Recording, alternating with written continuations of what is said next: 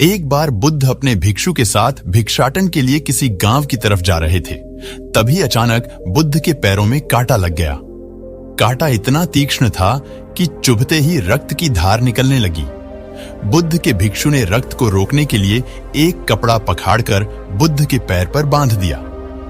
इस घटना को कुछ लोग देख रहे थे जो कि बुद्ध से ईर्ष्या करते थे। उन्होंने बुद्ध से कहा कि हमें तो तुम्हें परम ज्ञानी समझते थे, लेकिन दर्द को तुम भी सहन नहीं कर सकते हो। तुम पाखंडी हो और ये हमने सिद्ध कर दिया है।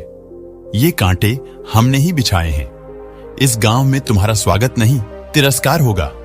इस गांव में तुमको कोई भिक्षा नहीं मिलेगी। बुद्ध ने उन लोगों से अनुरोध किया कि कृपया करके मुझे इस गांव से भिक्षा लेने दो।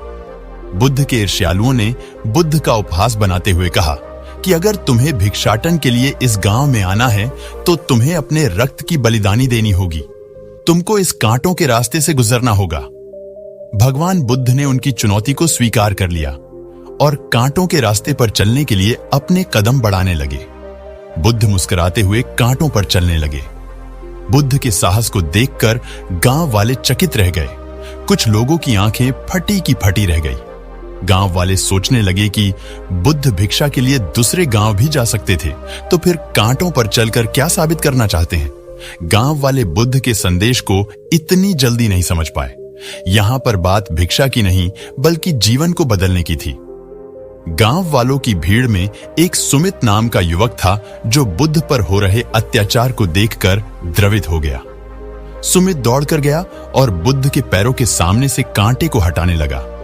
बुद्ध के ईर्ष्यालु सुमित को रोकने लगे और गांव से दाना पानी न देने की धमकी देने लगे। सुमित ने किसी की न सुनी और कांटों को हटाते हुए बोला, हे भगवान, आप इन मुट्ठी भर लोगों के अपने आप को कष्ट मत दीजिए। आप गांव में प्रवेश कीजिए। बहुत सारे लोग आपको भिक्षा देने के लिए आतुर हैं। बुद्ध ने सुमित को अपने आस बुलाया और आशीर्वाद देने लगे। सुमित पीछे हट गया। हे भगवान, आप मुझे छूकर अपने आप को अपवित्र और दूषित न करें।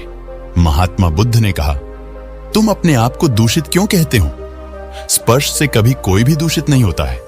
मनुष्य तो लोभ, लालच, घृणा, ईर्ष्या से दूषित होता है। तुम्हारे अंदर तो प्रेम भरा है। तुम दूसरों का सुख चाहते हो। तुम तो पवित्र हो। बुद्ध के बोल सुनकर कुछ लोग बोले, तुम तो अपने आप को बड़े ज्ञानी कहते हो। तुमको जाति का कोई ज्ञान ही नहीं है। तुम पाखंडी हो। बुद्ध बड़े ही शांत स्वभाव से कहते हैं, मानव से मानव की मानवता छीनना पाखंडी की निशानी है।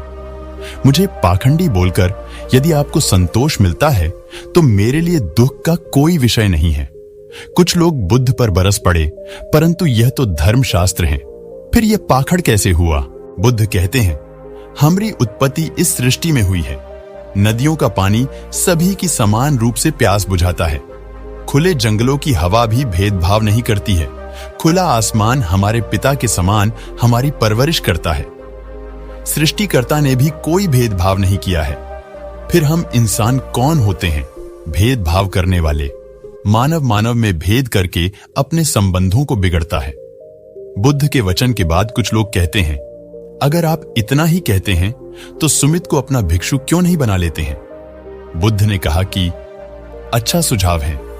अगर सुमित तुम चाहते हो तो तुम मेरा भिक्षु बन सकते हो। बुद्ध के आमंत्रण पर सुमित पहला नीच जाति का बौद्ध भिक्षु बनता है।